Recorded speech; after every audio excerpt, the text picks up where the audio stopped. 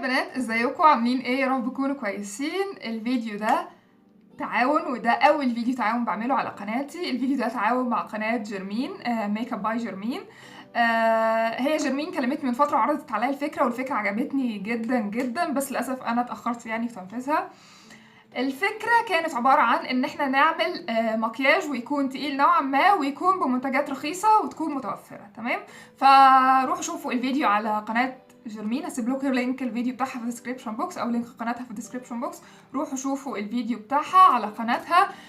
جرمين كمان هتفيدكم اكتر في الماركات الموجودة في مصر بشكل اكتر يعني، والحاجات اللي اسعارها كويسة، فان شاء الله تستفادوا. الحاجات اللي انا استخدمتها في الفيديو متوفرة هنا ومتوفرة في مصر. هسيب لكم سعرها كام بالريال وهيبقى كام بالتقريب لو بالمصري.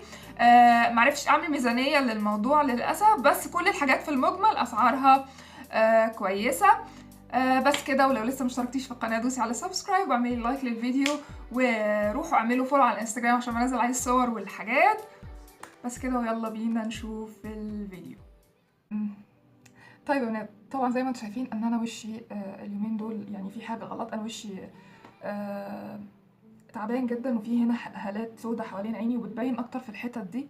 الحته دي بالذات لما بيكون عندي ارهاق او حاجه، فبتبين كأن انا مخبوطه في عيني الناحيه دي يعني. فاول حاجه هعملها هو اني هحط كريم العين عشان ارطب حوالين عيني.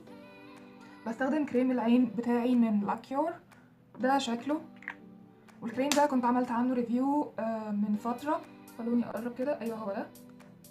هو كريم فيه واقي من الشمس ومرطب كويس لمنطقة حوالين العين، ولو استمريتي عليه بيجيب نتيجة وبيقلل من شكل الهالات. بلس انه فيه يعني زي حماية للحاجات المسببة للهالات السوداء للأمام. فأنا بحطه كده حوالين عيني وبحاول أعمل زي مساج كده، لأنه عيني مرهقة اليومين دول جدا، لأنه أنا بشرب شاي وقهوة كتير وبسهر، ف محتاجة حاجة ترطب لي حوالين عيني وتديني إحساس إنه أنا مرتاحة قبل ما أحط ميك اب يعني. دلوقتي هبدأ برسم الحواجب. أول حاجة هعملها إني همشط الحواجب كده على فوق عشان تكون متسرحة وما تغلبنيش وأنا برسم عليها بالبودر. تمام؟ فبتسرحيها كده، بتحاولي تخليها متسرحة في اتجاه واحد لفوق كده، عشان وانتي بترسمي عليها بالبودر ما تغلبكيش يعني، تعرفي تمشي عليها بالفرشة. بعدين بستخدم الكريم ده. بعدين بستخدم الكريم المرطب للوش من جليسوليد. باخد منه شوية كده وبرطب بيه وشي، وهستنى يعني 3-4-5 دقايق لحد ما الكريم يعني بشرتي تتشربه، وبعدين هبدأ أعمل ميك اب. طيب الحاجات اللي استخدمتها هنا في الفيديو، انا معرفتش احط ميزانيه بصراحه للموضوع، انه الميك اب ما يعديش كذا ميزانيه. حاولت استخدم الحاجات اللي اسعارها يعني كويسه ورخيصه، وفي نفس الوقت متوفره هنا وهناك. هحط لكم اسعار الحاجات بالريال، وتقريبا لو حولناها هتبقى كام بالمصري.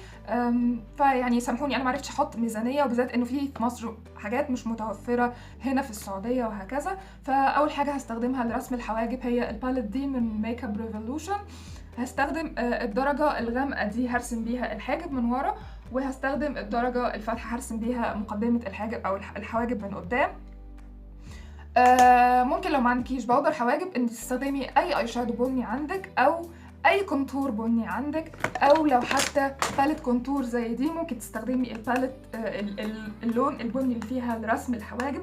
وبالمناسبه الباليت دي كونتور من ويت ان وايلد، ممكن تستخدميها كذا حاجه. تستخدمي اللون البني ده كاي شادو، تستخدميه ككونتور، وتستخدميه كبرونزر، لانه الدرجه اللي فيه مش على جراي، الدرجه اللي فيه على احمر. وانا بحب جدا درجات الكونتور اللي بتكون على احمر او اورنج شويه، فدي تقدري تستخدميها كذا حاجه. فلو مش عندك بودر حواجب ما تحيريش نفسك، واستخدمي اي درجه بني موجوده عندك في اي حاجه يعني، في اي باليت.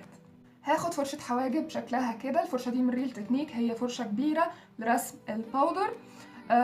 وهاخد اللون الغامق ده هرسم بيه الحواجب من ورا، وبعدين اللون الفاتح من قدام. انا قلت كده من شويه فمعلش سوري. ممكن تحطي على اللون عشان يسهل عليكي الرسم، تحطي عليه فيكس بلاس لو عندك. لو ما عندكيش يبقى ميه، او ميه ورد، او محلول عدسات، اي ميه يعني. انا عندي البتاعه دي كانت فضيت من كاركتر كنت بستخدمها ان انا ابل بيها واعمل بيها الحركه دي، يعني بحط على الاي شادو منها. فدي انا مليها ميه تمام.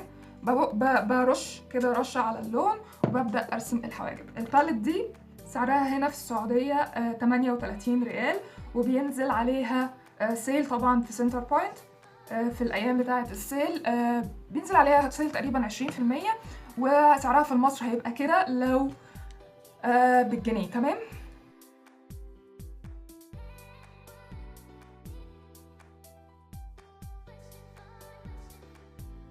طيب يا بنات، لو انت حواجبك خفيفه من قدام ومش عارفه فين اول حاجه في الحاجب، اول بدايه حواجبك بتكون فين، بتحطي الفرشه كده بشكل مستقيم وبعدين بتعلمي كده. هي دي بدايه الحاجب، عشان ما يبقاش اتنين بعاد عن بعض او واحد قريب وواحد بعيد شويه، عشان انا عندي الحاجب ده من قدام خفيف. فبتعملي الحركه دي بتحدد لك فين المكان اللي المفروض يعني تكون بدايه الرسمه عنده. فده كده مظبوط. والناحيه دي كده تخليها مستقيمة، مش تخليها كده أو تخليها كده تمام.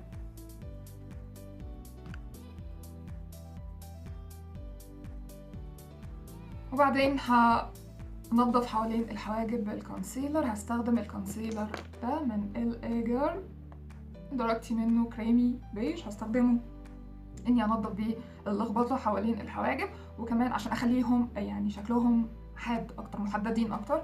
وهحطه كمان برايمر للاي شادو اللي انا هحطه، هستخدمه تحت العين.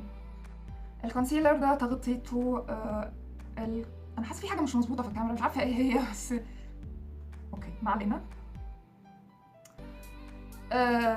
الكونسيلر ده تخطيطه ميديوم كفر، يعني التغطيه بتاعته متوسطه، يعني خفيفه الى متوسطه.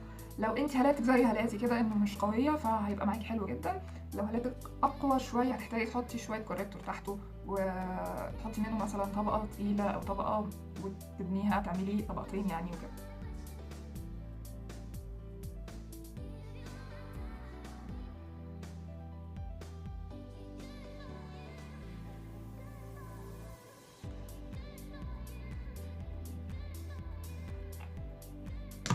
هاخد فرشة كابوكي وهبدأ أدمج الكونسيلر اللي نضفت بيه حوالين الحواجب.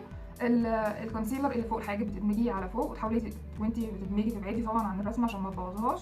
والكونسيلر اللي تحت بتدمجيه على تحت عشان ما يبوظلكيش الرسمة اللي انتي رسماها. وطبعا لو اتلخبطتي عادي ممكن ترجعي تعيدي بالجل او الحاجة اللي انتي استخدمتيها الباودر وكده.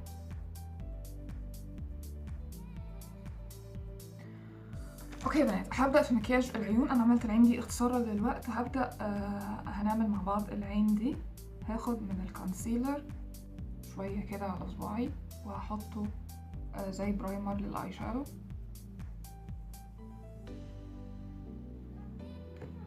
بوزعه بصباعي كده وبالطبطبة.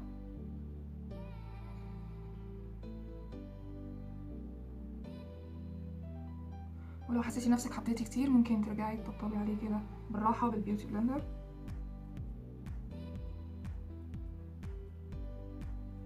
بعدين هاخد شوية لوز باودر على الفرشة بفرشة دمج كبيرة كده. هاخد شوية من اللوز باودر. هستخدم لوز باودر من ايرسبون اللي هي دي. ايرسبون لوز باودر يعني من اكتر واحلى وارخص اللوز باودر الدراج ستور الموجودة في السوق. في ميك اب ارتست كتير عالميين بيستخدموها بشكل يعني مستمر، فدي اوبشن كويس لو جبتيها، يعني لو لقيتيها جيبيها. هي مش بتتباع الا بس اونلاين، تقدري تشتريها من على امازون مثلا. لو عايزه بديل موجود في مصر في لوز باودر اماندا، ولوز باودر مثلا فلور مار. دول حلوين جدا لو ما لقيتيش الايرسبون يعني. كده انا ثبت الكونسيلر اللي حطيته. لو قبل ما تثبتي لاحظتي ان الكونسيلر دخل في الخط ده اللي هو الكسره بتاعه العين، ارجعي ادمجيه بصباعك وبعدين ثبتي عليه بالباودر، لانك لو سبتيه وثبتي عليه كده هتلاقي الاي شادو اللي بتحطيه عامل كسره كده، دخل في الكسره وفصل بقى، مفصول بقى. هنا في اي شادو، هنا في اي شادو، هنا في حته فاضيه كده تمام. فارجعي ادمجيه بصباعك وبعدين ثبتي عليه باللوز باودر. دلوقتي انا هستخدم الاي شادو بتاعي من ايسنس هستخدم الباليت دي من ايسنس، دي من الباليتس الجديده اللي نازله عند ايسنس. نازل الشكل ده الازرق، ونازل باليت تانية لونها اورنج نفس الشكل ده بس الباكجينج بتاعتها لونها اورنج. دي الوان الباليت من جوه. خلوني اكلمكم شويه عن الالوان من نبدا من هنا ولحد هنا. اول حاجه اللون الكبير قوي ده هايلايتر، درجه هايلايتر حلوه جدا بدون ولا نقطه جليتر. وبعدين في اللون البيج ده مات، واللون الموف ده مات. هم دول اللونين بس الوحيدين الموجودين في الباليت، هم المات، وباقي الالوان كلها الوان شيمر. اوكي، اللونين دول البينك والموف دول الوان شيمر يعني ميتاليك كده، والبيجمنت بتاعتهم متوسطه، بس لو استخدام يومي هتبقى رائعه جدا. ده اللون، ده اللون تمام. وبعدين في درجه الذهبي دي التحفه، ودرجه الاخضر دي تجنن اللي هنستخدمها النهارده في اللوك بتاع النهارده، ودرجه الموف الفاتح دي والموف ده درجتين دول الالوان دول الكبار هم شمر بس يعني تكستشر يعني ليهم ملمس كده. واللون انا باخد منه امبارح من الباليت وبستخدمه، اللي هو عملت ايه ده ازبهليت. اللون تحفه تحفه تحفه وبيجمنت جدا الالوان الكبيره ديت، فيما عدا اللونين دول هم بس البيجمنت بتاعتهم مش قويه، اللي هم اللونين المات. اوكي، الباليت دي تقييمي ليها كباليت اي شادو من حيث السعر، من حيث الجوده، ومن حيث الالوان. من حيث السعر، سعرها ممتاز، سعرها 36 ريال. هحط لكم سعرها بالتقريب هيبقى كام في مصر.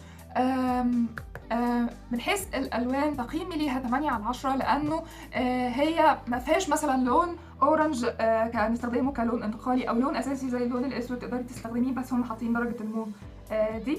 من حيث البيجمنت في الوان فيهم قويه جدا، الالوان الشمر. اللونين المات دول مش واو. اللون البيج ده تقدري تستخدميه ان انت تثبتي بيه، تعمليه لون انتقالي تثبتي بيه الجفن كله، او حتى تحطيه يعني ترفعي بيه الارك ده بتاع الحاجب، تعمليه زي اضاءه تحت الحاجب.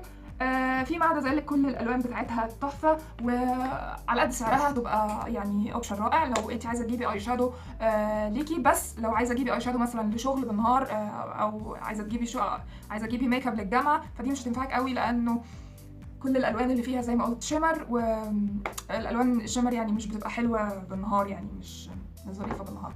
اوكي، فدي الباليت اللي هنستخدمها النهارده. ممكن نستخدم باليت تانية هنشوف دلوقتي.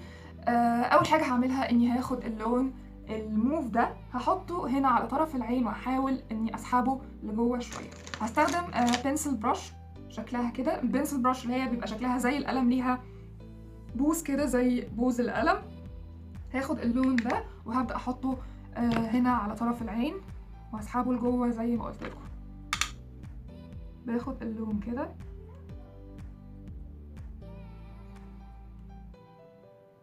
ايه الازرق ده، اوه ماي جاد.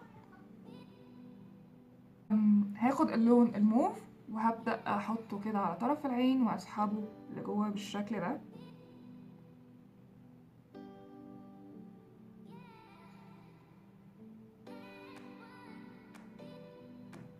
بعدين هاخد فرشة دمج، خلوني اوريكم ده شكله اللي انا حطيته بيه. هاخد فرشة دمج وهبدأ اوزعه على بره وادخله اللون كده على جوه.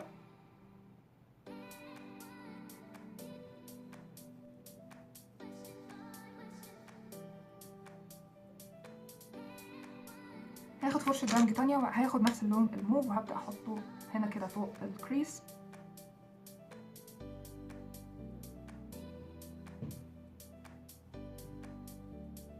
وركز اللون هنا في الحتة دي على طرف العين.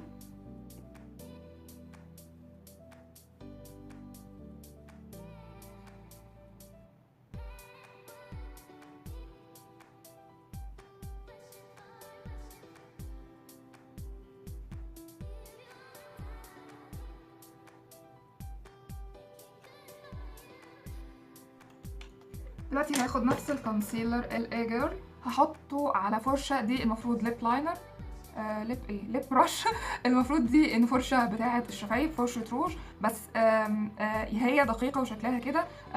المفروض ان انت تستخدمي فرشه كونسيلر، بس عشان دي حجمها اصغر من فرشه الكونسيلر فدي بتخليك تتحكمي اكتر لو انت مبتدئه. فانا هاخد من نفس الكونسيلر، هاخد شويه كده على الفرشه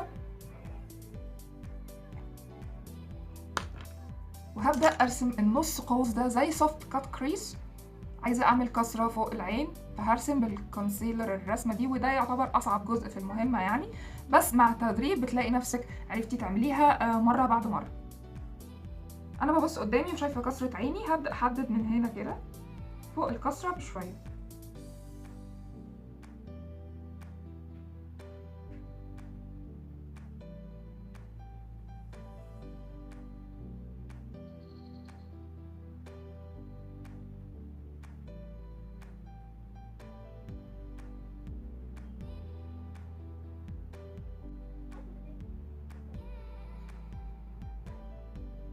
ده كده شكلها بالظبط الهاف كات كريس. بعدين بصباعي بطبطب كده على، بدمج طرف الكونسيلر مع اللون اللي انا حاطاه، وبطبطب كده على الكونسيلر. بعدين بفلات برش هاخد اللون الاخضر اللي في الباليت دي، وهحطه على اللون الفاتح اللي انا حطيته، على الكونسيلر الفاتح اللي انا حطيته. باخد اللون على الفرشه بالطريقه دي.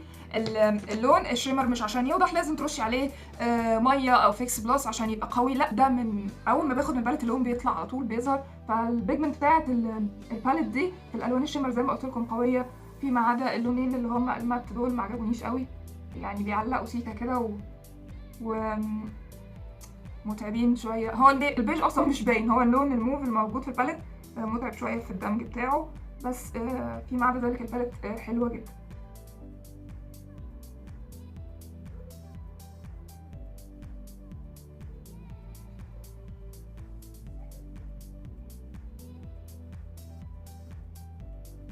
ده اللون الاخضر اللي انا حطيته. دلوقتي هاخد نفس اللون الموف وهحطه على طرف اللون ده وادمجهم سوا.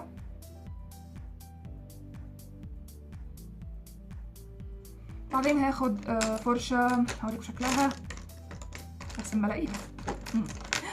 فرشه شكلها كده، فرشه شكلها كده، هاخد بيها نفس اللون الموف وهوضح بالكات كريس المعموله، يعني بزهي اللون على طرف اللون الاخضر المحطوط.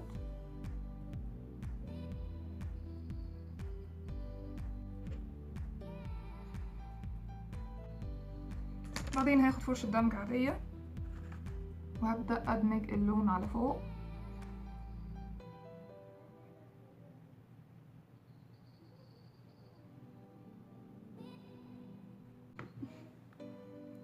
هاخد الايلاينر من فوريفر 52، ده شكله والايلاينر ده تحفة تحفة تحفة، سواد وثابت وكل حاجة، بس هو مش ووتر بروف. هو ديب لاينر، الفرشة بتكون بتاعته عاملة كده، بس انا مش بستخدم الفرشة بتاعته، انا بستخدم فرشة عاملة كده، دي انا اخدتها من انجلوت بتبقى عندهم، فانا باخد منها يعني عشان احط بيها الايلاينر، لان هي رفيعة وناشفة وبتحط خط رفيع.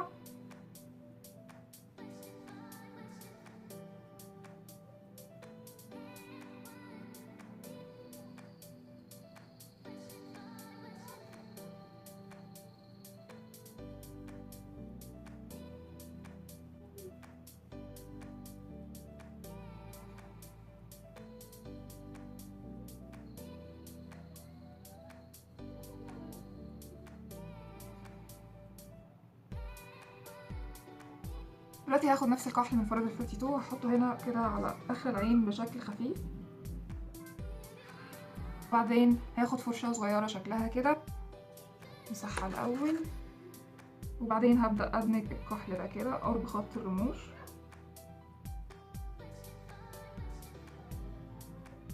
بعدين هاخد كحل بيج برضو من فوريفر 52 وهحطه هنا كده جوه العين. بس البراش هاخد نفس اللون الموف ده وهحطه تحت الكحل اللي انا حطيته.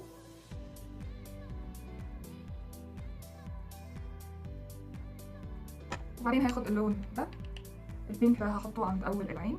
هاخد ماسكارا من ايسنس اسمها برنسس لاشز، ده شكلها.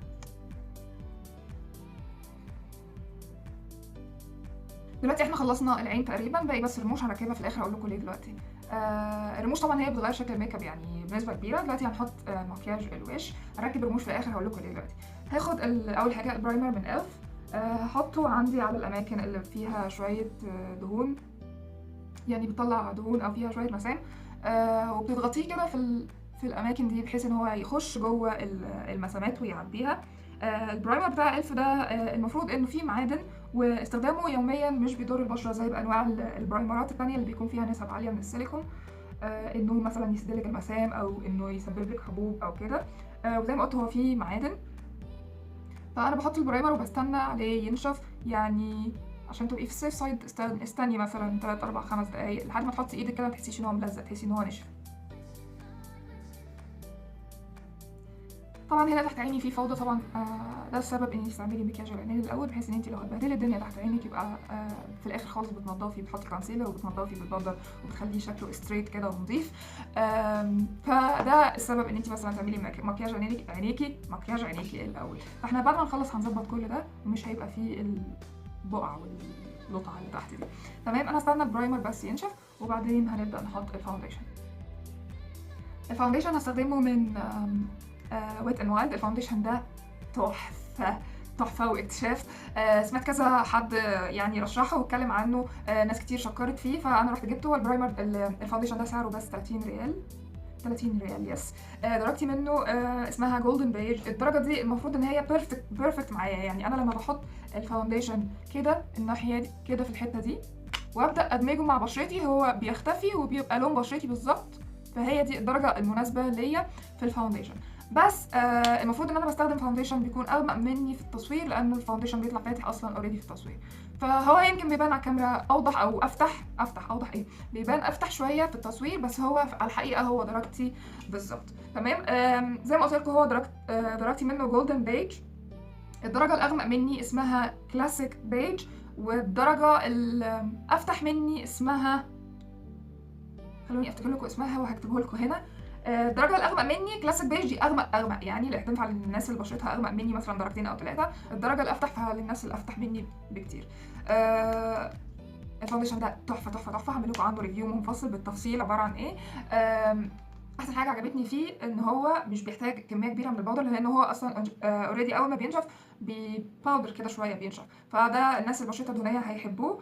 هعمل لكم عنه ريفيو في فيديو تاني عشان الفيديو ده ما يبقاش طويل قوي. دلوقتي انا البرايمر اوريدي نشف على وشي، هبدا احط ايه ده هبدا احط الفاونديشن.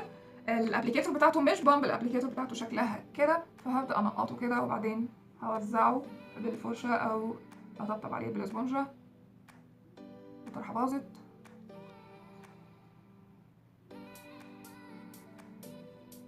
بنوزع كده الفاونديشن بالفرشه.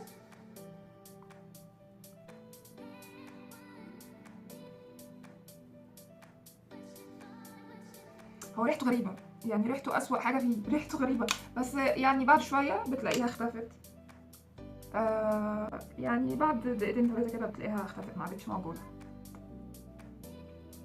برضو نفس الكونسيلر واحطه هنا كده تحت العين.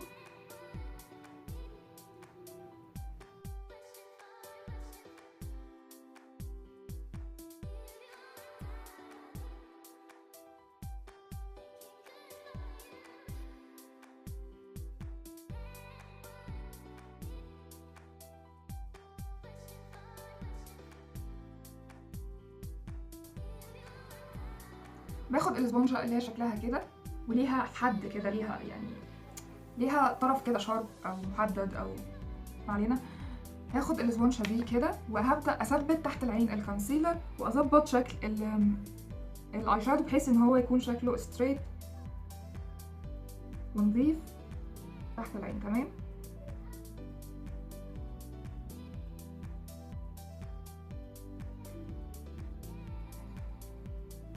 هقول لكم ليه ما ركبتش الرموش على طول. انا جبت نوع لزق رموش، لان لزق الرموش اللي انا بستخدمه دايما مش لاقياه، مش متوفر، اللي هو دو او ديو، فانا مش لاقياه بقالي فتره في الصيدليات، فجبت نوع جديد من اردل. ده شكله هو شفاف كده وليه فرشه زي فرشه الايلاينر، ان انت بتحطي على الرمش منها الجلو، وبعدين المفروض تستني 30 ثانيه عشان ينشف وبعدين بتركبي الرمش. اوكي. فاللزق الرموش ده من أسوأ وأسفد أنواع لزق الرموش اللي حصلت في التاريخ. أول حاجة لما بتحطيه على الرمش وتستني مش 30 ثانية، أنت بتستني ثانيتين بالعدد وتركبي الرمش، خلاص هو نشف بينشف في فيمتو ثانية. تاني حاجة هو لما بينشف مش بيبقى ملزق كده زي لزق الرموش العادي، لا هو بيبقى عامل زي الامير، فهو بينشف لك الرمش وبينشف لك فوق عينك. فانا جربته بكذا طريقه اني اقدر اركب الرموش صح. ابدا مستحيل، بقت مهمه تركيب الرموش بالنسبه لي مستحيله، لدرجه ان انا حسيت ان انا نسيت تركيب الرموش اصلا ازاي. فاللزق ده وحش جدا، محدش يجيبه، ده شكله انا مش عارفه ممكن استخدمه في ايه فيما بعد يعني، حتى لو هنلزق بيه جدا فهو هيبقى عامل زي الامير برضه. جربته بطريقه اني اركب يعني احط بالفرشه بتاعته كده على رموشي وبعدين اركب الرموش. انت بتحطي الرمش، عايزه تيجي تعدليه او تسحبيه لورا لقدام، هو خلاص نشف ولزق وعيني اتدمرت وورمت بسببه. فمحدش يجيبه لان هو وحش وسيء جدا. ولو حد جرب نوع لزق رموش متوفر هنا في السعوديه يا ريت يكتب لي في الكومنتس، لانه انا زعلانه جدا ان انا مش لاقيه اللزق الرموش بتاع ديو. اوكي دلوقتي انا حطيت الباودر تحت العين وثبت الفاونديشن ده زي ما قلت لكم هو مش بيحتاج كميه كبيره من الباودر، فممكن تثبتي تحت العين ولما تيجي تنفضي اللي اتبقى على الفرشه تبداي توزعي بيه على وشك. تمام.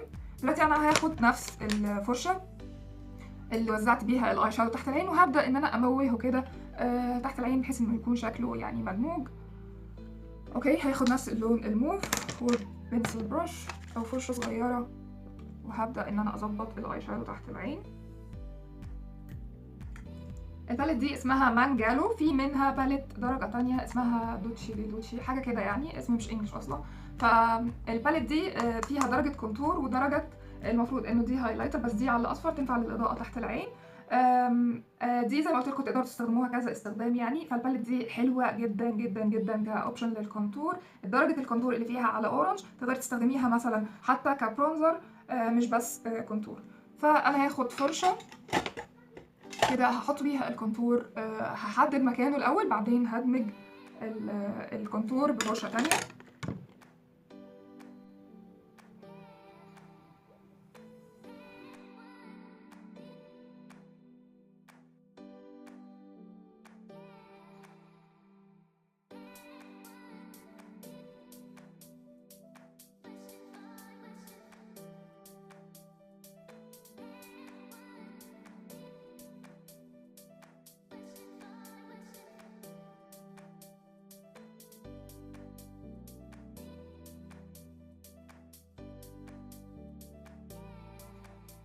هاخد البلاشر من ويت ان وايلد، الدرجه دي اسمها بيرلسنت بينك، والبلاشر ده تحفه وسعره كان كويس جدا. بعدين هاخد الهايلايتر من نفس الباليت بتاعه الاي شادو، هاخد درجه الهايلايتر دي وهوزعها بصباعي.